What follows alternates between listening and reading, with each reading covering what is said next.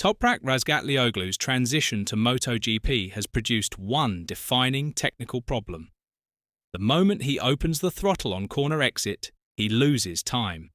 Meaningful, cumulative, sector-by-sector time that compounds across a race distance into something that separates him from the competitive window entirely.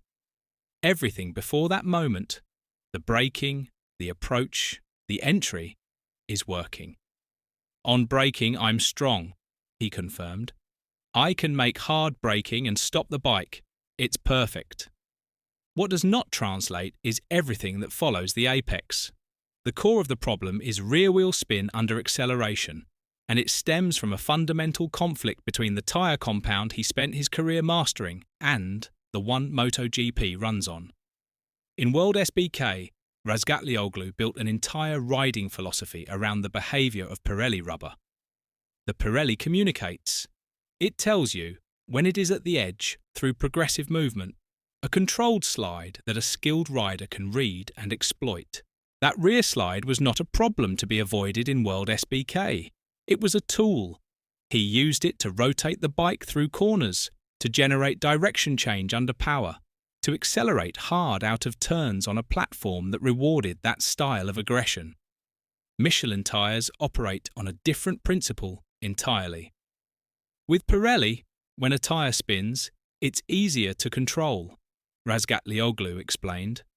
With Michelin, when the rear spins, the bike just keeps moving. That single sentence defines his problem. The Michelin rear does not telegraph its limits with the same progressive slide. It holds grip within a narrow, well-defined window, and once that window is exceeded, traction drops suddenly and takes time to recover. More critically, an overworked Michelin rear begins to overheat. An overheated tyre loses grip further, compounds the spin, and degrades across a stint in ways that make recovery increasingly difficult. The tool Razgatlıoğlu spent 8 years sharpening is the same tool that, on this compound, destroys the tyre and the lap simultaneously. The throttle trace tells the story more precisely than any lap time. Where his Pramac teammates show smooth, progressive acceleration curves on corner exit, Razgatlıoğlu's inputs contain sharp spikes. Small wrist movements that would be natural responses to a Pirelli tyre's feedback are instead arriving too early, too aggressively, on a compound that has not yet communicated that it is ready to accept load. Each spike represents tenths of a second lost, not in one corner, but in every corner, every lap. The cumulative effect over a race distance turns what appears to be a manageable gap in testing into something considerably larger under competitive conditions. This is not an adjustment. It is a reprogramming of muscle memory built across an entire professional career. You need to ride like a Moto2 style and open the gas very gentle. Razgatlıoğlu said, frustration evident in his own words. My team always says ride. Smooth, but to say is easy. When I'm riding the bike with a new tyre, it's so difficult to wait a lot to open the gas, because in Superbike, I'm always using the rear tyre to turn. That final phrase, using the rear tyre to turn, captures exactly what MotoGP is asking him to stop doing. Every instinct that made him a triple world champion is now the instinct he has to consciously override, corner by corner, in real time, at prototype motorcycle speeds. What compounds Razgatlıoğlu's situation is that the platform he is adapting to is itself in transition. Yamaha's V4-powered YZR-M1 is not a mature, proven machine.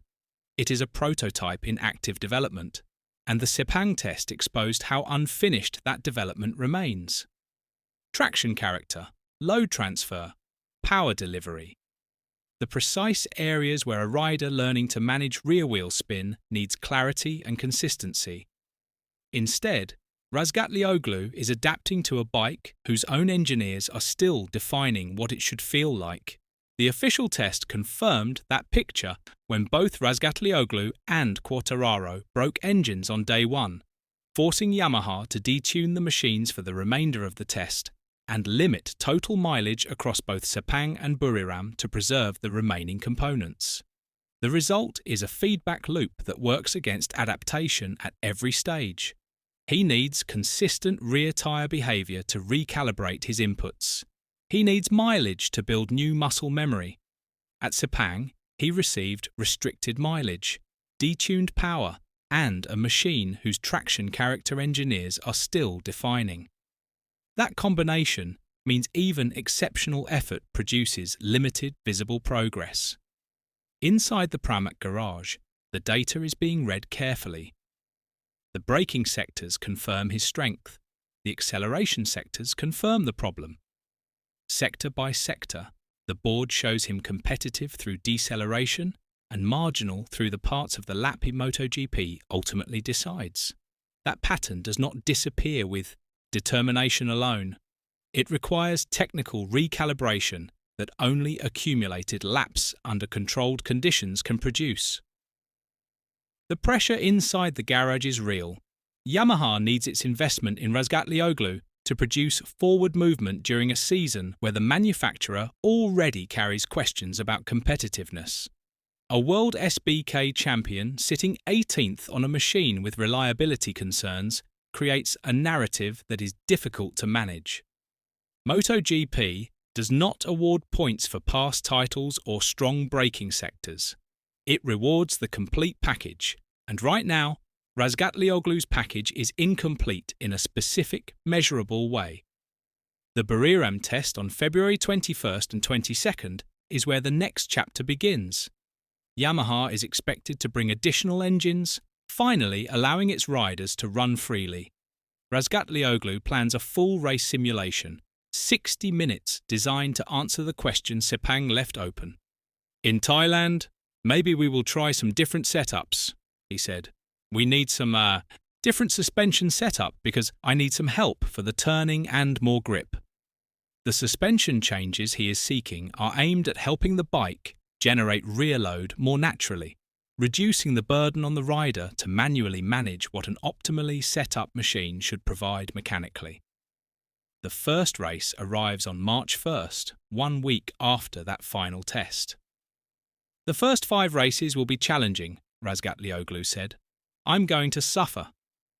That assessment is not pessimism.